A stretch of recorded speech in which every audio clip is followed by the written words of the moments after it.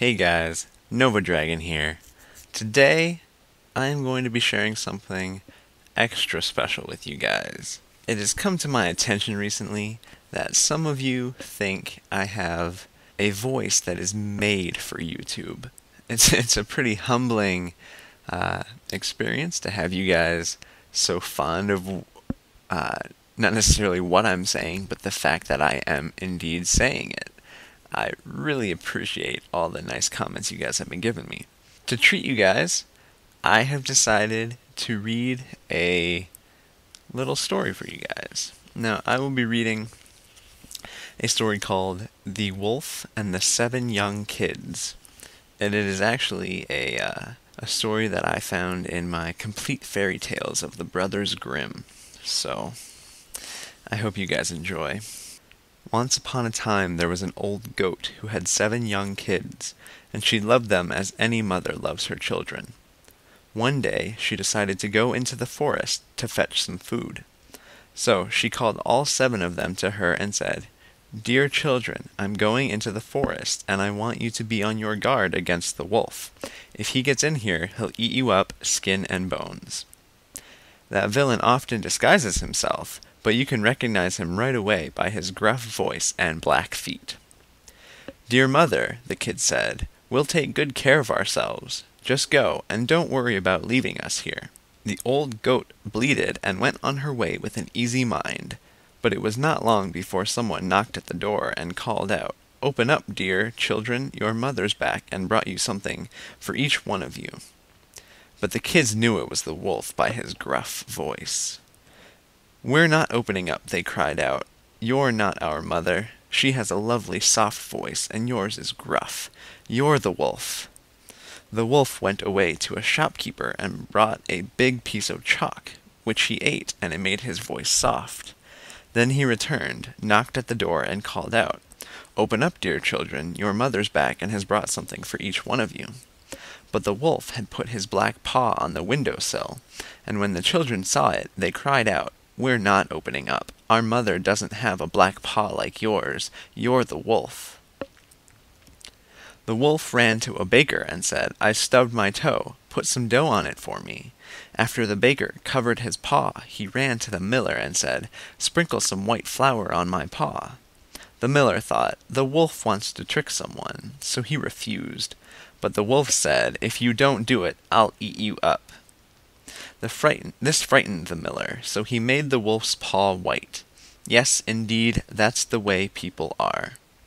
Now, the villain went to the house for the 3rd time, knocked, and said, "Open up, children, your dear mother's back, and has brought you something from the forest for each one of you." The kids called out, "First show us your paw, so we know that you're really our dear mother." He put his paw on the windowsill, and when they saw that it was white, they believed him and opened the door. Yet, who else but the wolf stepped inside? The kids were terrified and tried to hide themselves. The first kid ran and jumped under the table, the second into the bed, the third into the oven, the fourth into the kitchen, the fifth into the cupboard, the sixth under the wash basin, and the 7th into the clock case. However, the wolf began to find them and make short shrift of them. He swallowed one after the other down his throat, but he was unable to find the youngest in the clock case. When the wolf had satisfied his desire, he tottered off, lay down beneath a tree on the green meadow, and fell asleep. Shortly after, the old goat came home from the forest, and oh, what a sight met her eyes! The door to her house was wide open. The table, chairs, and benches were turned over. The wash basin lay on the ground in pieces. The cover and pillows were stripped off the bed. She looked for her children, but they were nowhere to be found. Finally, when she got near the youngest, she heard a soft voice calling, "Dear mother, I am in the clock case." She drew him out, and he told her that the wolf had come and eaten up all the others. Well, you can imagine how she wept over her poor children. At length she went outside, still grieving, while the youngest kid ran beside her. When they reached the meadow, she found the wolf snoring so loudly that the tree branches above him were trembling. She examined him from all sides and saw that something was moving and wriggling in his stuffed stomach. "Oh God," she thought, Could it be that my poor children that he gobbled up for his supper are still alive? She sent the little kid home to fetch scissors, needle, and thread. Then she cut the monster's belly open. No sooner did she make the first cut than a kid stuck out his head. As she cut some more, all 6 of them jumped out, one after the other. They were all still alive, and had not suffered the least bit of harm, for the monster's gluttony had been so great that he swallowed them whole. What joy there was! They hugged their dear mother, and hopped about like a tailor at his own wedding.